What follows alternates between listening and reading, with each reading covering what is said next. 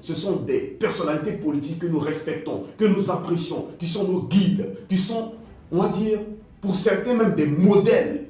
Mais ils ne sont pas au-dessus d'un nom. Et ce nom est le plus important que vous devez garder en tête parce que c'est notre nom, c'est le nom de nos enfants, c'est le nom de nos petits-enfants, c'est la Côte d'Ivoire. Nous devons tous être mobilisés demain le 11 octobre 2025 pour écrire une nouvelle page de l'histoire de notre nation, de l'histoire de la Côte d'Ivoire. Ce n'est pas un combat singulier, c'est un combat commun. C'est ensemble que nous sommes plus forts. C'est ensemble, main dans la main, dans l'union et dans la cohésion, que nous réussirons à construire une Côte d'Ivoire nouvelle. Une Côte d'Ivoire rassemblée, loin du tribalisme, loin du mensonge, loin des meurtres, loin des criminels politiques. Une Côte d'Ivoire nouvelle, avec une jeunesse actrice de son développement. La marche du 11 octobre restera gravée comme un moment fort de contestation et d'unité nationale. Quelles qu'en soient les conséquences, le message est clair, le peuple ivoirien refuse le silence et la soumission. Les appels au calme, à la transparence et au dialogue deviennent urgents face à la colère qui monte. Afi N'Guessan et Pulchéri Balé ont ravivé une flamme que beaucoup pensaient éteinte, celle de la résistance citoyenne. Mais la vraie question demeure, le pouvoir entendra-t-il enfin la voix du peuple, ou choisira-t-il encore la répression?